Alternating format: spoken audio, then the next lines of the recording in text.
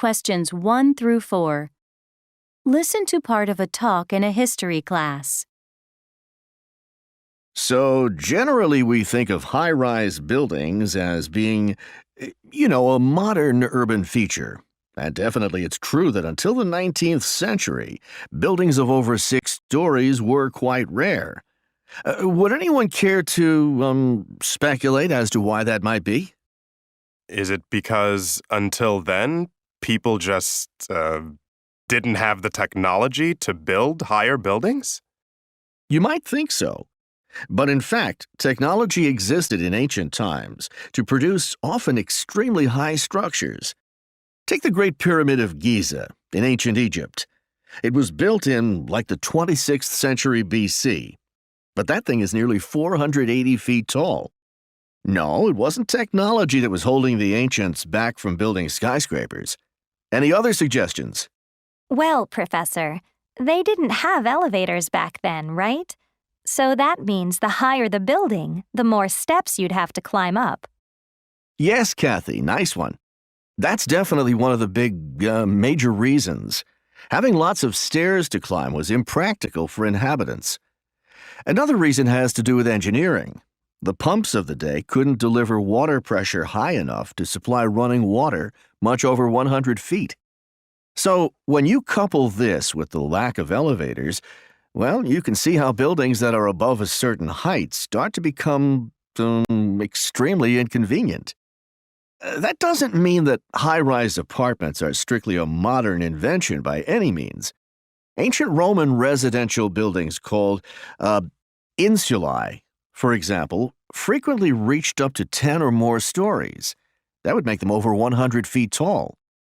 The Roman historian Martial alludes to a poor man, his neighbor, who was obliged to climb 200 steps to reach his room. How many times a day would you want to make that trip, especially carrying a few gallons of water for your cooking and bath? The lower floors were typically occupied by either shops or wealthy families, while the upper stories were rented out to the lower classes, the peasants. Surviving records indicate that even in provincial towns like Hermopolis in Roman Egypt, they had buildings up to like 7 stories, and that was in the 3rd century AD. One major problem with these old skyscrapers, however, was the lack of building codes and standards. Unscrupulous builders could make huge sums of money by throwing up apartments with no worries about safety. In fact, so great was the number of these houses in ancient Rome, and so badly were they constructed, that in AD 60, the Emperor Otto found his road blocked for 20 miles by the ruins of collapsed tenements. It seems their foundations had been eroded by heavy rains. Apparently, this sort of thing was really common. One writer of the times describes tenants as constantly fearing to be either burned or buried alive. Several emperors, beginning with Augustus in 10 BC, attempted to set building codes with limits of 20 to 25 meters for multi-story buildings, but it doesn't seem to have had much effect. A report from Florence in the 12th century states that 1. What is the talk mainly about?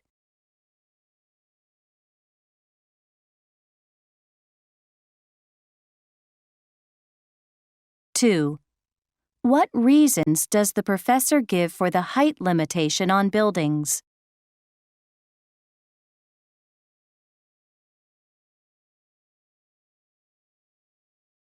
3. What would generally be found on the upper stories of ancient Roman buildings?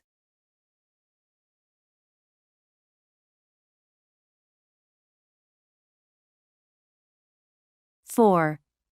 What will the professor most likely talk about next?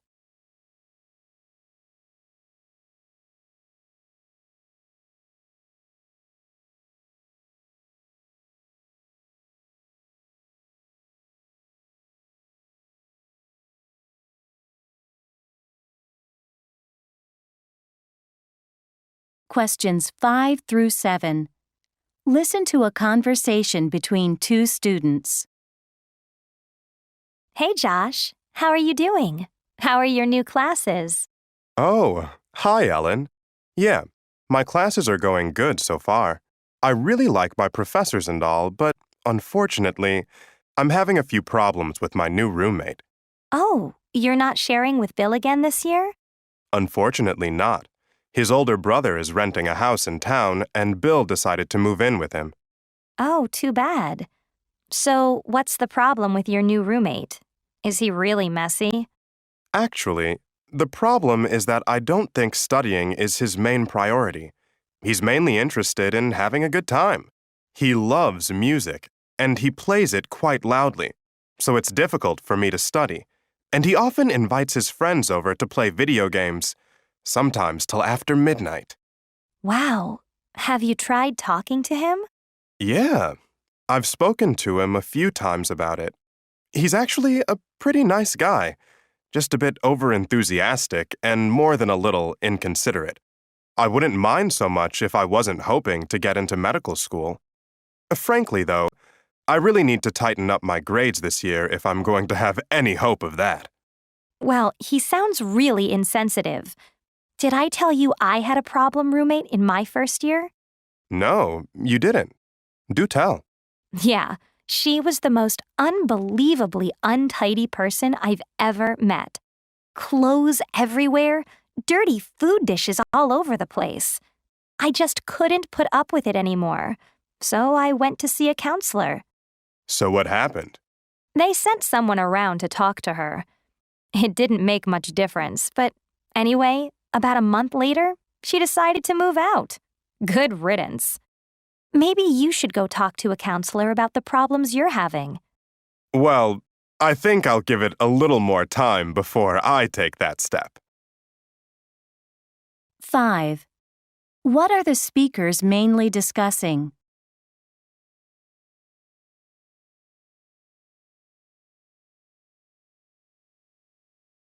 Six. What will the man do about the situation?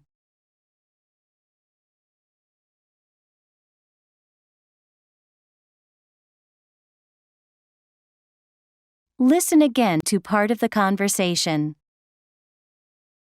Oh, you're not sharing with Bill again this year?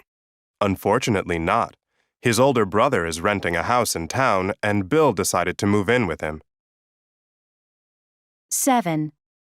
What can be inferred about the man and his former roommate, Bill?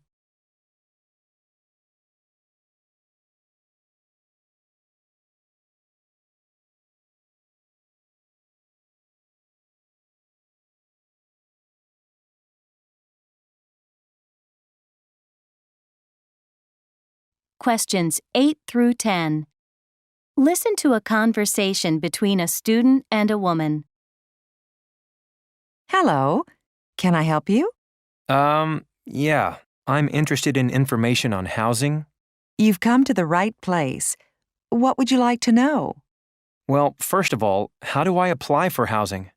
Oh, you should have received a set of guidelines and application forms in the admissions packet you got when you were accepted to the university.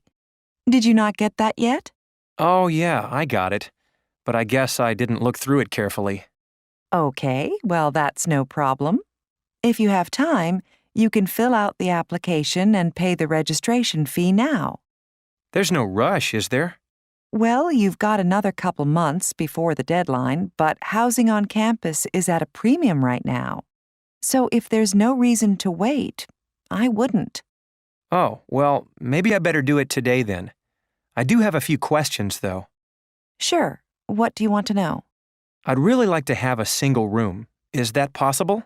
Unfortunately, there's a waiting list, and it's extremely rare for freshmen to get a single room, but there's no harm in putting your name on the list. Oh, really?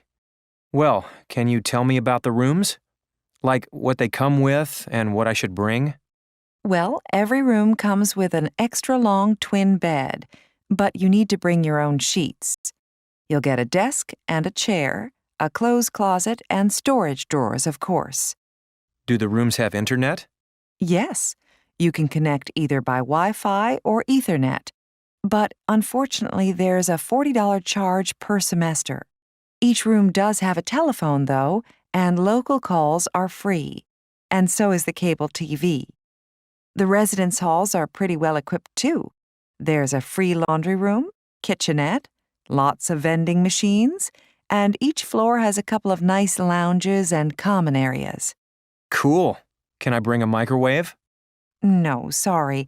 That's not permitted for safety reasons, but you can bring other electronic gear, like a small TV, your laptop, etc. 8. What is the woman's occupation?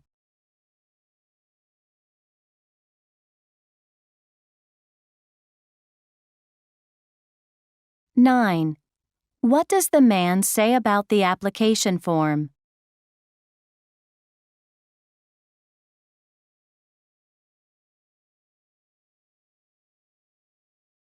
Listen again to part of the conversation.